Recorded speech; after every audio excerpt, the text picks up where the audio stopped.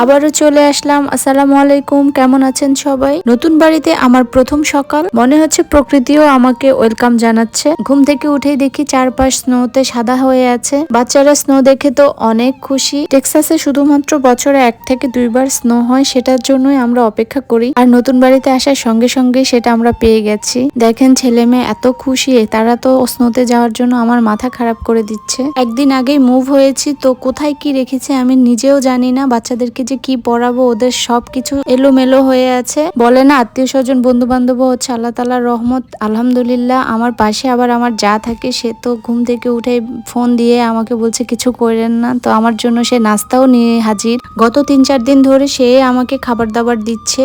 তো মোটামুটি খাওয়া দাওয়া করে বাচ্চাদেরকে নিয়ে স্নো দেখাতে চলে গেলাম। বেশি সময়ও ছিল না, কারণ স্নো হতে না হতে বৃষ্টি হওয়া শুরু হয়েছে। আর এই বৃষ্টিতেই স্নো গুলো সব আইস হয়ে যাবে, তখন আর বাচ্চাদেরকে নিয়ে বের হওয়া যাবে না। ওরা ওই আইস গুলো ধরতেও পারবে না, খেলতেও পারবে না। আমার ছেলে তো স্নোবল বানাচ্ছে আর আমাদেরকে সমানে থ্রো করছে। আর এদিকে আমি একটু ভালোবাসায় প্রিজারভেটিভ ঢালছিলাম। আমার ভালোবাসার পাগলামি দেখে আপনাদের ভাইয়া আমাকে আর আমার বাচ্চাদেরকে রেখে বাসায় চলে গেছে। আমেরিকার মধ্যে টেক্সাসের মতো কয়েকটা স্টেট ছাড়া প্রায় সব জায়গায় সবসময় স্নো হয়। তো আমরা যারা টেক্সাসে থাকি তারা অনেক বেশি এক্সাইটেড থাকি এই স্নো দেখার জন্য। গত 3-4 বছর ধরেই টেক্সাসে স্নো হচ্ছে, তবে তার আগে গত 25-30 বছর ধরে নাকি টেক্সাসে স্নো হয়নি। কিন্তু লাস্ট 3-4 বছর ধরে একটানাই স্নো হয়ে যাচ্ছে, 1-2 বার করে। এজন্য বাচ্চারা হঠাৎ করে স্নো পেয়ে বা 1-2 বার বছরে পেয়ে খুবই এক্সাইটেড থাকে। ওদেরকে ঘরে রাখা যায় না। আর যতটুকু থাকে খুব বেশি হয় না, অল্প হয়।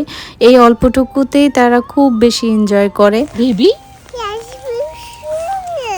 কি হয়েছে? বেবি সুইম করছে।